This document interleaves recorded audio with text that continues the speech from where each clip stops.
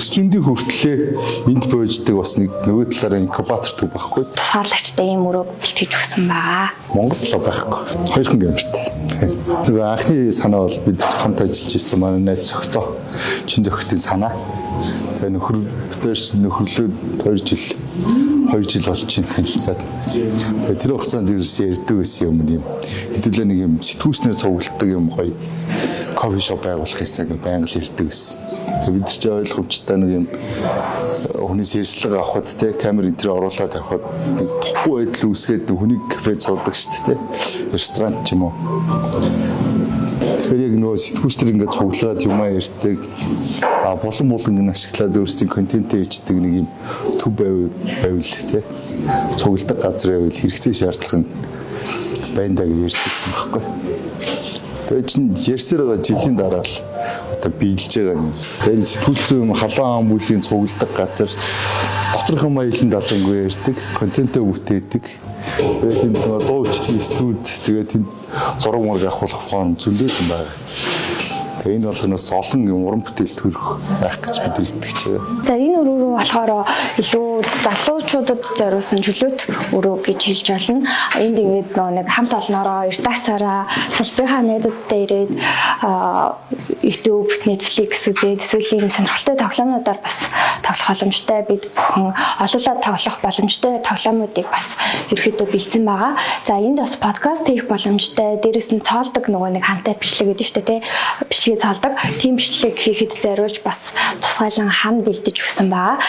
Энд ийм жижигхэн бас подкаст хийх, хоолой унших шаардлагууд оюутнуудад маань ч гэсэн ер нь бол айгүйх гардаг. Тэгэхээр тэр хүмүүстээ зориулаад ингээд нэгээс 2 өний багтаамжтай жижигхэн подкаст дуу хураа тусгаарлагчтай ийм өрөө бэлтгэж өгсөн байгаа. Албан ёсны нээлт өнгөрсөн 5 дахь өдөр нэгдсэн. Тэгээ тэрнээс өмнө нэгдэггүй байхад нөгөө оюутнууд яг алтан үзэг наадамтай зэрэгцэж таарсан болохоор оюутнууд ингээ уцтаад ирээд хоолой бичих гэсэн тех гэсэн ингээд бас нэгдэг байхад энэ өрөө хамгийн түрүүнд ашиглагдсан өрөө байгаа. Сэтгүүл зүгээр төгсөж байгаа хүүхдүүд чинь 2 сонголт хийж тээ. Би тогтсон редакцид ажиллах уу? Тэ? Нэр үндэстэй тийм редакцид ажиллах уу? Эсвэл төгссөн юм чинь мэрэгчлээ эзэмшсэн найзуудаараа нийлээд сэтгүүлцэн ямар нэгэн контент хийх үү гэдэг. Тэгээ чи хувийн сонголтын асуудал тий. Тэгээд төгсгөд тэр болоход ажлын байр хэцүү болчтой.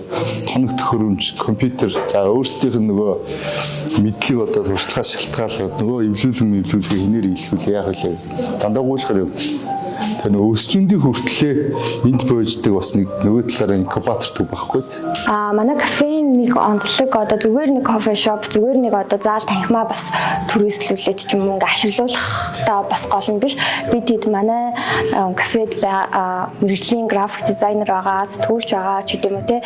Тэгэхээр яг өөртөө контентоо одоо эдитлмээргүй байна. Та нар ингээ эдитлээд өгөөч, зохиолыг гаргаад өгөөч, эвлүүлээд өгөөч, гоё монтаж хийгээд өгөөч гэх юм бол бидэнд хандах боломжтой. Бид чадах хэмжээгээрээ бас сайн бүтээл гаргахыг зориулно. Өнөөдөр өглөө жишээ нь эдийн засгийн сэтгүүлч шинжээч тийм клубийн уулзалтай байсан. Гаднаас зочид авчаа нөгөө зочдны самбар тавьж байгаа хамаг юм тайлбарлаа. Тэгээд ийм хэмжээний манай тийм хилцүүлэг уулзалт хийх мэргэжлийн сэтгүүлчдийн клуб зөндөө байд. Одоо байгаль орчны сэтгүүлчдийн клуб, доктортой хөгжлийн сэтгүүлчдийн клуб, за парламентын сэтгүүлчдийн холбоо өдр гэж байдаг. Эдийн засгч, иргэн сэтгүүлчдийн, шүүхийн сэтгүүлчдийн клуб гэдээ байдаг. Тэгээ энэ болгож нөгөө юм уулзалт хийх гэхээр хүний хажууд юм яриад авах хэцүү те. Тэгэхээр нэг мэргэжлийн өрөөндөө хүмүүс тав тухтай байдлаар нэг их сурвалж сэтгүүлч хоёр уулзалтад ах юм орчин бүрдсэн. Мэдээж нууцлал аягүй сайн манах. Хоёрхан гэмэртэй. Энд нэг 5-аас 10 хүн багтах боломжтой бас VIP өрөө гэж би тэд нэрлээд байгаа. Гэхдээ энэ өрөөнд ч гэсэн зочноо ураад ярилцлага хийх боломжтой. Тэгээд бас гоё деталь товчлтууд маань бас хараахан дуусааг байгаа. Тэгээд бүр товчуулаад илүү гоё амьд болгочих юм бол ямар нэгэн гоё ярилцлага хийх гоё болох байхаа гэж гоё орчин бүрдүүлэх байхаа гэж би найдаж байна. За энэ өрөө маань болохоор 10-аас 12 хүн багтахаар хурлын зал байгаа. Тэгээд энд бас ухаалаг дэлгэцэн нөгөө нэг төрөний нэг цоолдог дэвсгэртэй хан байна. Тэгээд энд бас ер нь бол яг албан уулзалт хийхийг сонирхож байгаа тиймэрхүү хүмүүс ахын бол манай энэ өрөөг ашиглах боломжтой. Бид нэмэлтээр энд бас нэг зурдаг самбар бас хийхээр төлөвлөж байгаа. Тэгээд манай тохиолдолд хараахан дуусаагүй байгаа ч гэсэн ямар ч тач нүүд болцоогоороо бидэд кафега нийхийг хичээсэн байгаа. Тэгээд цааш тохиолдолд улам бүр гоё болгоод бүр илүү тухтай гоё орчныг бүрдүүлэх болно гэж хэлмээр байна. Том зал байгаа. Энэ зааланда бид хэд өглөөний уулзалт эсвэл нэг хаалттай нээлттэй уулзалтуудыг хүлээж авч байгаа. Энэ зал маань 35-аас 40 хүний багтаамжтай. Тэгээд зал руугаа ухаалаг дэлгэц оруулаад ирж болно. Тэгэхээр та яг өөрийнхөө танилцуулах байгаа одоо материалыг бас оролцогчдод танилцуулаад энэ залыг ер нь бол нэлээд гоё өргөн үрээнд ашиглах боломжтой байгаа.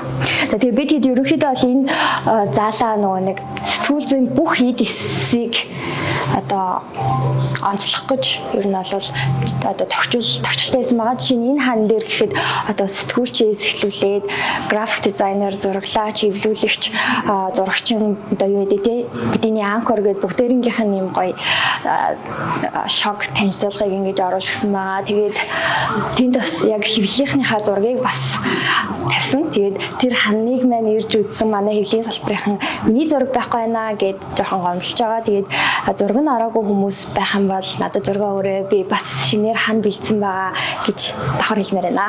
Энэ олон улсад ийм кафенууд байдаг. За би бол мэдхгүй би тийм газарт орч үзээгүй. Монголд л байхгүй. Ер нь бол өдөр тутмын юм үйл ажиллагаатай өглөөний уулзалтаа өдөр хилцүүлэхтэй тий. Орой ямар нэг юм арга хэмжээтэй юм өдөр тутмын завгүй хөтөлбөртэй кофе шоп байх юм.